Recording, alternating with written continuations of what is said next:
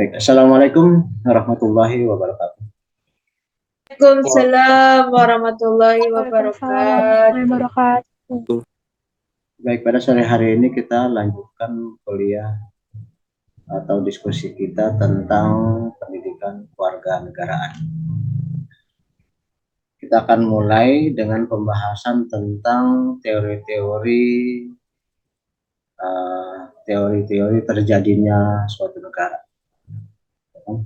Kalau kita lihat kan di dunia ini banyak sekali negara-negara, ratusan jumlahnya. Ada yang negara besar dan ada yang negara kecil.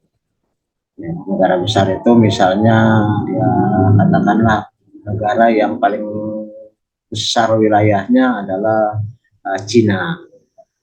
Besar wilayahnya termasuk juga besar jumlah penduduknya adalah Cina. Ya. Nah, terus kemudian setelah Cina itu nomor dua terbesar adalah uh, Amerika. Amerika dulu Rusia, Soviet, tapi kan Soviet bubar.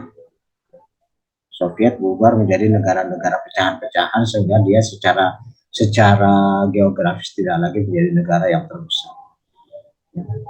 Negara yang besar kedua adalah Amerika.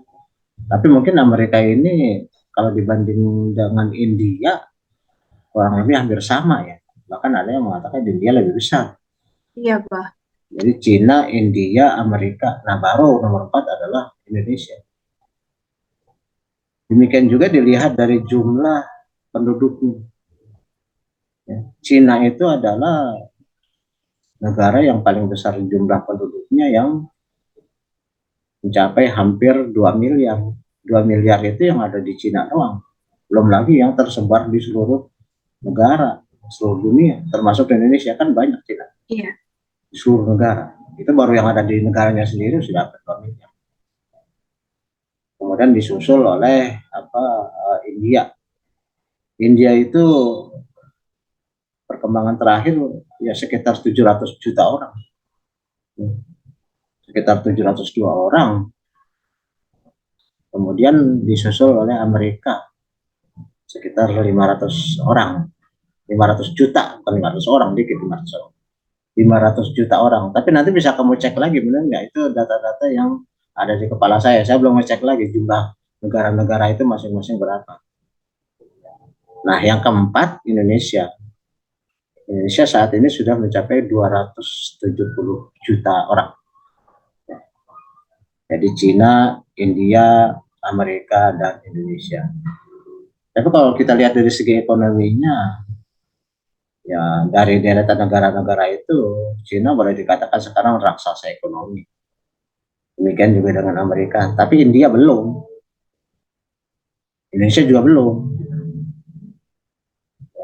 Sedang berkembang, masih berkembang. Walaupun sudah menuju suatu negara industri, tapi belum dikatakan negara yang katakanlah negara yang sekelas dengan Cina dan Amerika. Belum. Tetapi Indonesia kan tengah mengejar itu. Ya.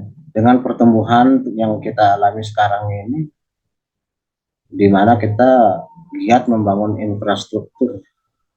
Karena memang infrastruktur itu adalah satu hal yang sangat vital dalam pembangunan negara. Ya. Karena dengan adanya infrastruktur, maka roda ekonomi akan bergerak lebih cepat, akan menyebabkan biaya-biaya yang timbul akan lebih sedikit. Ya kan? Dengan adanya jalan tol, dengan adanya jalan raya, maka hubungan antar daerah, antar wilayah akan menjadi lebih cepat berjalan, lebih efektif perhubungan. Tapi kalau negaranya masih ya katakanlah infrastrukturnya terbelakang, maka otomatis roda ekonomi menjadi terhambat. Miftahudin nanam singkong 1 hektar. Emang satu hektar singkong itu hasilnya mau dimakan sendiri? Kan enggak, blenger makan singkong sekian banyak, walaupun keluarga besar sekalipun kalau makan singkong tiap hari kan lama-lama enak juga. Pasti kan sebagian besar dari singkong itu harus dijual. Jual kemana kalau nggak ada jalanan? Ya kan, mau diangkut pakai apa? Pakai gerobak atau pakai pikul. Sampai kapan? Dan pastinya itu biayanya sangat besar. Tapi dengan ada jalan raya, maka singkong itu dengan cepat terdistribusi ke berbagai wilayah. Laura nanam jagung 2 hektar, makan sendiri tuh jagung 2 hektar. Iya, kalah burung kan. Kan nggak bisa. Harus sebagian besar dijual.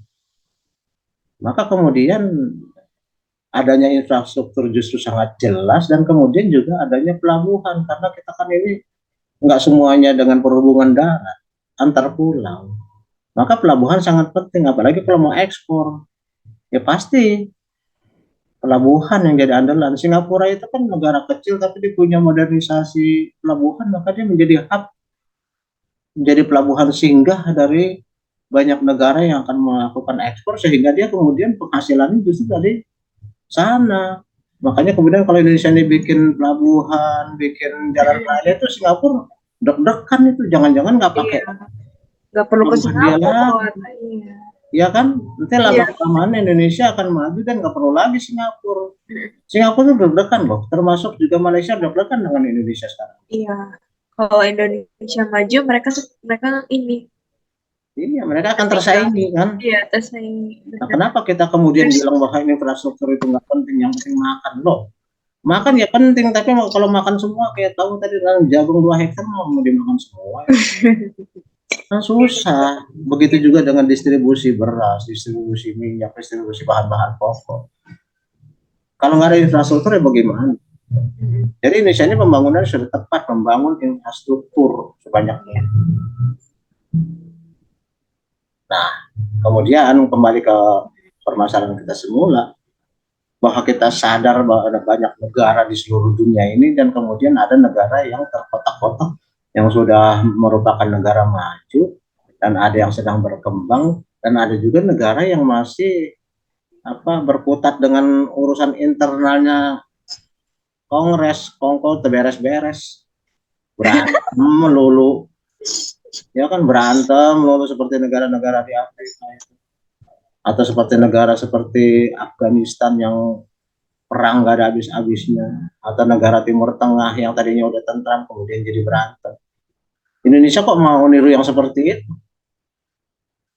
Jalurnya udah beres tapi kemudian malah diotak-atik diotak-atik supaya jadi berantem lagi, masalah itu lagi yang diributkan. Kapan maju? Arahnya sudah benar, kita termasuk negara keempat yang terbesar dari jumlah penduduk maupun dari wilayah. Tapi kalau dilihat dari kesejahteraan ekonomi, Anda lihat sendirilah kayak apa. Bagaimana mau maju? Berebut mulu, cakar-cakaran mulu, berantem mulu. Ya kan? Saling mendungu-dungukan. Yang merasa pintar bukan minterin orang, malah dungu kamu. Kayak pintar sendiri aja tuh manusia. Ya kalau merasa pintar, cerdasin orang. Kan gitu. Oke, sekarang kita coba untuk melihat apa sih teori-teori yang menjelaskan kenapa bisa timbul ada suatu negara. Ya. Yang pertama, teori kenyataan. Teori kenyataan itu menyatakan atau menjelaskan bahwa timbulnya satu negara itu adalah kenyataan yang tidak bisa dibantah. Nggak ada kayak gitu.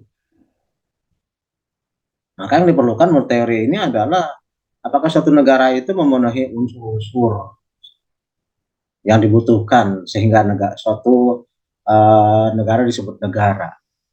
Misalnya harus ada wilayah, harus ada rakyat, harus ada pemerintah, ya. Terus kemudian ada pengakuan internasional, ya kan, ada 4 unsur. Maka kalau misalnya 4 unsur itu terpenuhi, itu realistis merupakan suatu negara. Sebab ada negara ya yang ada wilayahnya, ada rakyatnya, ada pemerintahnya, ya, tapi tidak ada pengakuan internasional.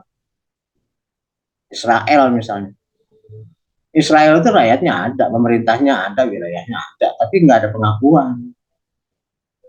Yang mengaku itu hanya Amerika dan negara-negara Eropa, sementara Indonesia sendiri tidak mengakui Israel. Makanya kemudian Indonesia nggak punya hubungan diplomatik dengan Israel. Ya, begitu juga dengan Taiwan.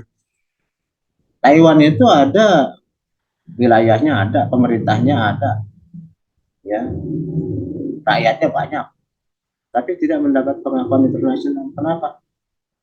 Karena kalau ada negara yang mengakui Taiwan sebagai negara, Cina ngamuk.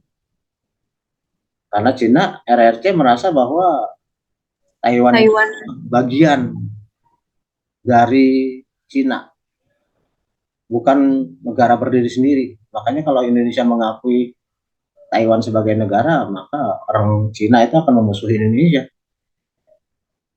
Kenapa bisa seperti itu? Karena sebenarnya kalau kita lihat dari sejarah terbentuknya Cina, Cina itu kan dulu kerajaan-kerajaan, ya, berbentuk kerajaan yang satu sama lain sering kali terjadi peperangan.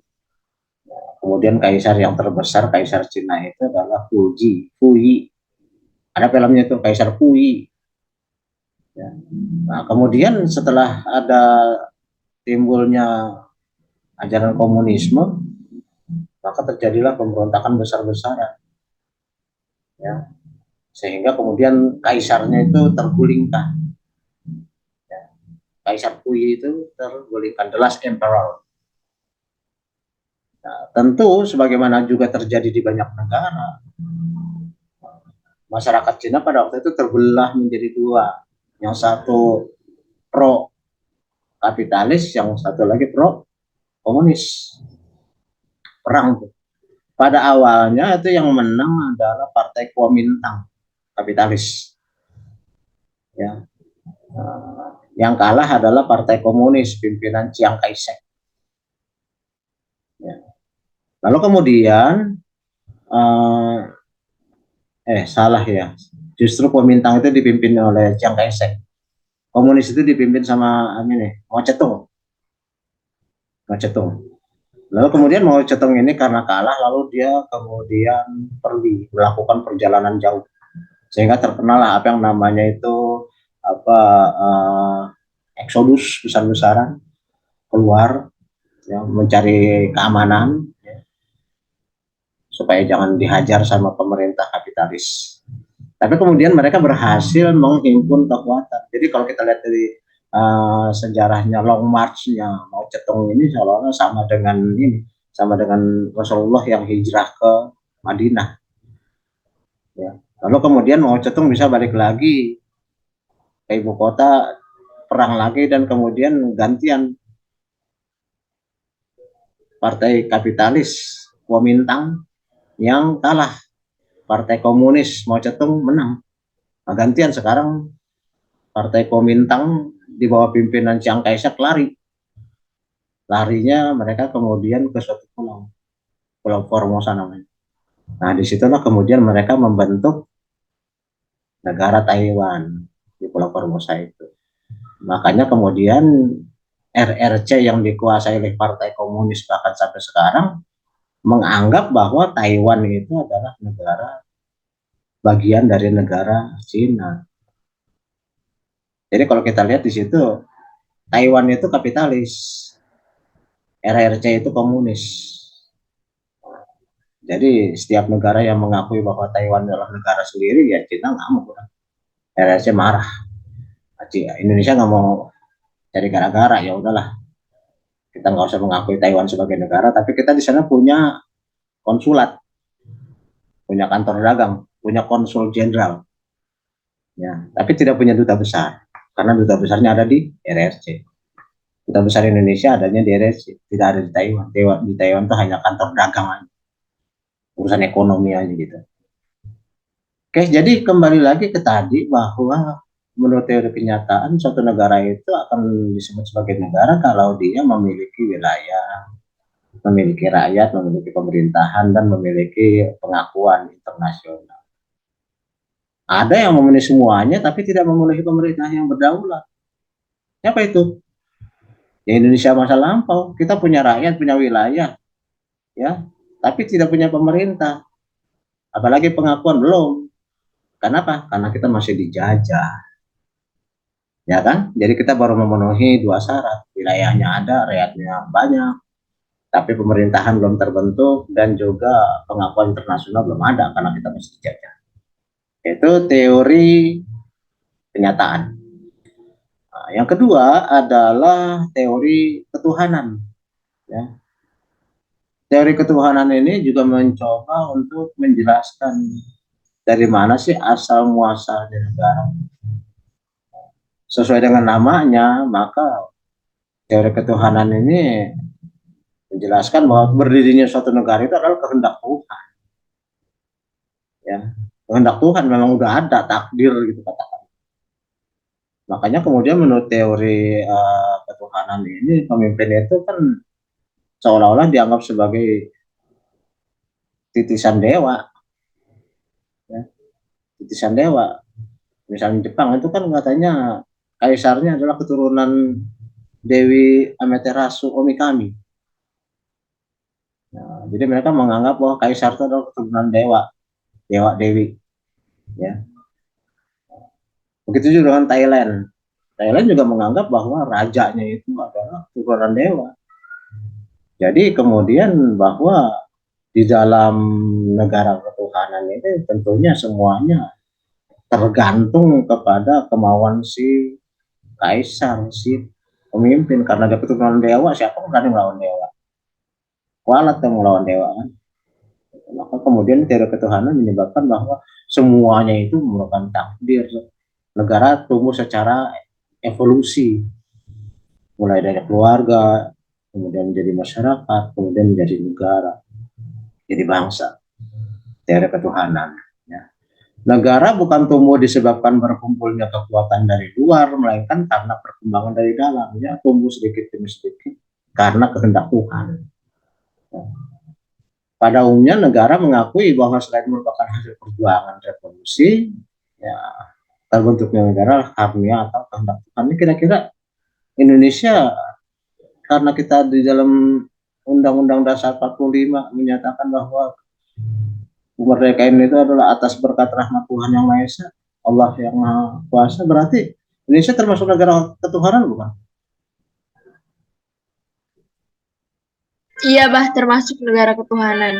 Dasarnya itu, ya, karena kita mengakui ya atas dasar kemauan kuat untuk membentuk suatu negara gitu kan, maka akhirnya terbentuklah negara juga atas kehendak Tuhan, atas perjuangan revolusi dan juga bantuan dari Tuhan. Oke, itu teori yang kedua. Teori yang ketiga menyebutkan bahwa terbentuknya suatu negara itu karena masyarakatnya yang bersepakat untuk membentuk suatu negara. Teori perjanjian masyarakat. Ini mungkin minggu yang lalu sudah saya singgung sedikit. Bahwa masyarakat itu kan tadinya kan terpisah-pisah, berkelompok-kelompok. Di tiap kelompok kemudian ada primus inter paresnya, ya kan, ada pemimpin sukunya. Nah, lalu kemudian karena perkembangan situasi, masyarakat itu sering merasa ada ancaman, oleh karena kelompok yang kuat nanti akan menyerang kelompok yang lemah, sehingga kelompok yang lemah itu akan menjadi suku yang tertindas, suku yang terjajah, gitu kan. Nah, sehingga kemudian negara-negara yang merasa atau wilayah-wilayah yang merasa tertindas itu bersatu karena senasib sepenanggungan, merasa sependeritaan. Seperti suku-suku yang ada di Indonesia ini karena merasa sama-sama dijajah oleh Belanda, merasa sama-sama menderita, senasib sependeritaan, maka keluarlah yang namanya Sumpah Pemuda pada tahun 1928. Sumpah Pemuda tahun berapa? 1928 ya. Sumpah Pemuda 1928. Tapi sebelumnya ada Budi Utomo, berdirinya Budi Utomo 1908. Ya kan? Dimulai dari 1908 ada Budi Utomo sebagai suatu cikal bakal organisasi modern, ya. Lalu kemudian menjelma, tumbuh, ya, berkembang terbentuklah organisasi-organisasi yang kemudian akhirnya mengakui bahwa kita yang merasa senasib sepenanggungan dalam satu wilayah sama-sama dijajah oleh bangsa asing, maka kita merasa bahwa kita ini adalah satu tanah air, ya, satu bangsa. Oleh karena itu untuk bisa menyatukan, maka kita memilih bahasa Indonesia sebagai bahasa persatuan. Nah, kembali lagi kita di sini melihat bahwa di dalam suatu perjanjian itu, dalam suatu kesepakatan terbentuknya suatu masyarakat yang bernama Indonesia. Ini masyarakat ya, memperlihatkan kebesaran jiwa, menghilangkan atau menyingkirkan ego-ego kelompok. Contohnya apa? Ya contohnya kalau kita lihat kan masyarakat di Indonesia ini suku terbesar apa? Jawa kan. Jawa adalah suku yang paling besar di Indonesia ini. Tapi kenapa bukan bahasa Jawa yang dipakai sebagai bahasa persatuan nasional? Siapa yang bisa jawab? Karena kan sudah dibuat sebuah perjanjian di Piagam Sumpah Pemuda itu bahwa bahasa kita adalah bahasa kesatuan bahasa Indonesia, Bang. Nah, iya, kenapa? Kan bisa aja bahasa Jawa adalah bahasa persatuan Indonesia. Mengingat bahwa masyarakat yang paling besar adalah bahasa suku Jawa, kan bisa aja berjanjinya adalah kita menjadikan bahasa Jawa sebagai bahasa persatuan. Kenapa bahasa Melayu yang dijadikan bahasa Indonesia? Ada yang bisa jawab? Ada yang udah tahu sejarahnya? Apa sebabnya? Kenapa bahasa Indonesia itu diambil dari bahasa Melayu, bukan bahasa Indonesia diambil dari bahasa Jawa? Padahal masyarakat Jawa adalah yang terbesar, mayoritas. Oleh karena struktur bahasa tata bahasa Jawa itu bertingkat-tingkat. Kan ada kromo, ada ngoko, ada kromo inggil. Beda-beda. Jadi ada leveling, ada pertingkatan.